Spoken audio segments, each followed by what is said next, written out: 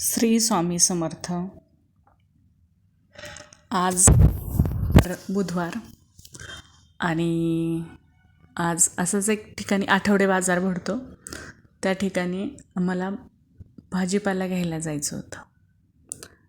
मग मी माझ्या घरून माझ्या फ्रेंडच्या घरी गेले. माझी गाडी तिच्याकडे लावली. मी गाडीवर गेले होते, तिच्याकडे ती गाडी लावली आणि तिची गाडी घेऊन आम्ही बाजारला चाललो होतो. तर तिच्या घरापासून पण तसा तो बाजार खूप लांब आहे, पण एकदा पाहायचं होतं म्हणून गेलो. गाडी ती चालवत होती, मी पाठीमागं बसून फक्त गप्पा मारत होते. त्याच्यानंतर असं 5ला वगैरे गेलो असेल, 5:30ला इथून निघलो, म्हणजे 6पर्यंत तिथं पोचलो. खूप गर्दी होती रस्त्याने, तशी पण खूप गर्दी असते. आठवडे बाजारात तर गेलो. त्या आठवडे बाजारातही खूप गर्दी होती. त्या बाजारात भाज्या वगैरे छान स्वस्त होत्या आणि विशेष म्हणजे पाणी न मारलेल्या होत्या. पाणी मारलेल्या भाज्या टिकतच नाहीत. एक तर तिचा वास येतो भाज्यांचा, किंवा मग ती दुसऱ्या दिवशी तिसऱ्या दिवशी लगेच खराब व्हायला सुरुवात होती. पण ह्या पालेभाज्या अशा होत्या ना की त्याच्यावर अजिबात पाणी मारलेलं नव्हतं. कोणत्याच भाजीवर असं पाणी वगैरे अजिबात मारलेलं नव्हतं. छान होतं. तिथं भांडी पण होते, भांडी वगैरे छान छान भांडी, कढया, खूप सुंदर होतं. टिफिन वगैरे. पण घरात ॲक्च्युली एवढी भांडी आहेत ना की ती नकोच वाटतात. ती घासायचा इतका कंटाळा येतो ना, त्यापेक्षा आहे तीच ठेवून दिलं तर ती घ्यायचं कधी, घेण्याची हौस असते, पण ती नंतर आणून ठेवून द्यायचं याच्यात फार कंटाळा येतो. मग आम्ही त्या भांड्यावाल्याकडे गेलोच नाही.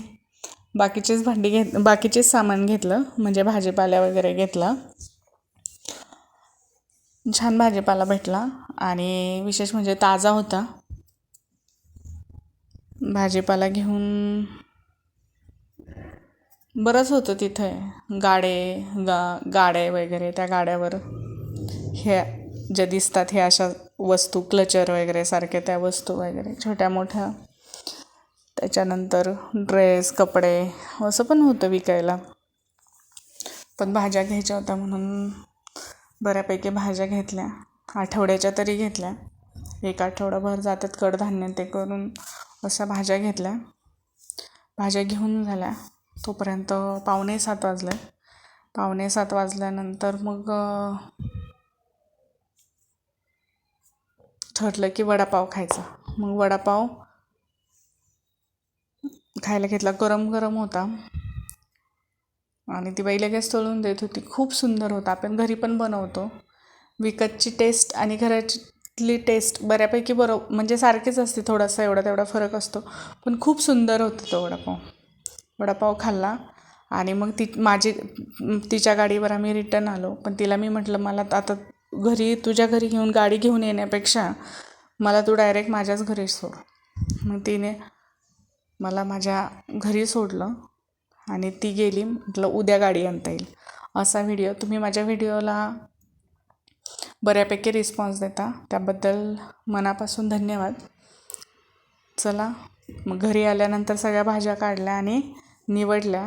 मेथीची भाजी नाही, कोथिंबीर आणली होती निवडायला. बराच वेळ झाला. जास्त भाजीपाला नव्हता आणला, थोडासाच आणला होता, पण आठवड्याला भरपूर असा आणला होता. असं 4 नंतरचं 7:30 वाजेपर्यंत रुटीन होतं. चला तर बाय.